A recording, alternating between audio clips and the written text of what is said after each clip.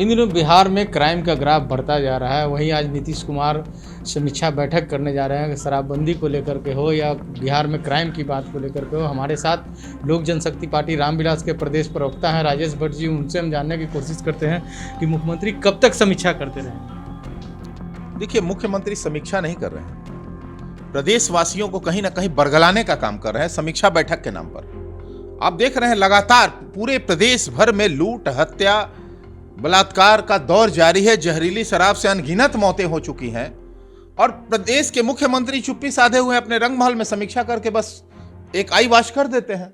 तो प्रदेशवासियों को बरगलाने का कब तक नीतीश कुमार जी ये योजना बनाते रहेंगे? मैं समझता हूं कि अब उनकी समीक्षा बैठक जो है वो सिर्फ और सिर्फ प्रदेशवासियों को बरगलाने का काम कर रही है। समीक्षा बैठक से कुछ होने जाने को नहीं है। अब समीक्षा नहीं, उन्हें गद्दी छोड़ने की बात सोचनी चाहिए थी। दूसरी बात कहना चाहूंगा कि अभी जब प्रदेश की अस्मिता और बालिकाओं की अस्मत खुलेआम सत्ता के संरक्षण में लूटी जा रही है, नीतीश कुमार इस पर भी चुप्पी साधे हुए हैं, तो बेहद दुखद यह बात है कि प्रदेश का मुखिया, जो प्रदेश का अभिभावक भी है, और उसके सामने प्रदेश की बेटियों का खुलेआम पटना बालिका गृह सुधार के तहत कई ऐसी सनसनीखेज खबरें आ रही हैं। पीड़िता का बयान आया है कि मेरे साथ कई नेताओं का जो है देह व्यापार में संलिप्तता पाई गई है। नीतीश कुमार किस मुगालते में जी रहे हैं? नीतीश कुमार जी को यह सोचना चाहिए कि प्रदेश की बेटियों की अस्मत लूटी जा रही है। अब बताइए कि इससे घृणास्पद और क्या बात हो सकती है? आज एक और पीड़िता का बयान, उसी बालिका सुधार गृह से एक और पीड़िता ने बाहर आकर अपने बयान को दर्ज कराने का काम किया है।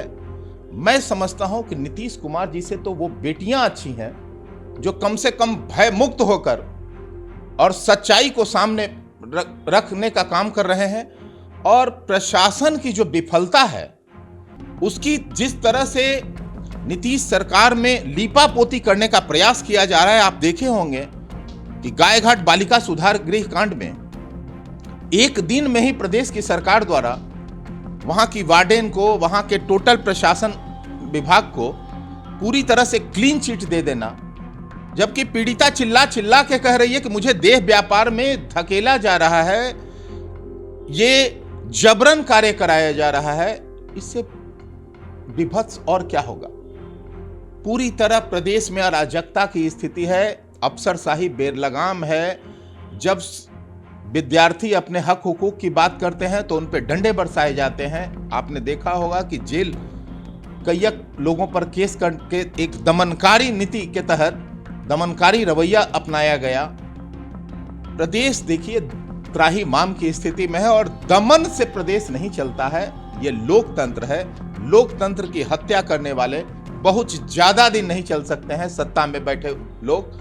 अब इनको जवाब देना पड़ेगा और इसी को लेकर लोक जनशक्ति पार्टी आगामी 15 तारीख को इस नक्कारी और निकम्मी सरकार के विरुद्ध मोर्चा खोलेगी। उसमें तमाम प्रदेशवासियों से, छात्रों से, किसानों से, अभी देख रहे होंगे खाद की किल्लत और खाद की कालाबाजारी, ये दोनों सामने है।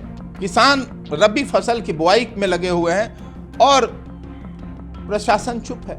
प्रशासन की खुलेआम मिलीभगत से कालाबाजारी खादों की हो रही है और खाद मिल नहीं रहा है।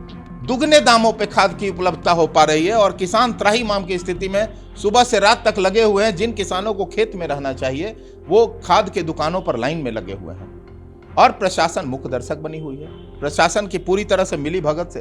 तो मैं किसानों से, छात्रों से, बेरोजगारों से, चूंकि ये सरकार 19 लाख रोजगार की दावा कर रही थी कल तक और 19,000 भी रोजगार देने का अभी तक काम नहीं किया है, तो मैं समझता हूं कि लोक जनशक्ति पार्टी जो आगामी 15 मार्च को जनाक्रोश मार्च जेपी गोलंबर से राजभवन तक जो मार्च करने जा रही है, उसमें तमाम छात्रों से, किसानों से, बेरोजगारों से और प्रदेश के तमाम बुद्धिजीवी वर्ग से अपील करता हूं कि उस मार्च में आप शरीक हों और लोक जनशक्ति पार्टी को साथ देते हुए प्रदेश की सरकार को घेरने का काम करें, ताकि इस प्रदेश की सरकार से जवाब पूछा जाए और नहीं तो इन्हें गद्दी से अपदस्थ किया जाए। हमारे साथ थे लोक जनशक्ति पार्टी रामविलास के प्रदेश प्रवक्ता राजेश भट्ट जी। और तमाम खबरों के लिए देखते रहिए रब जी लाइव। अभी के लिए बस इतना ही।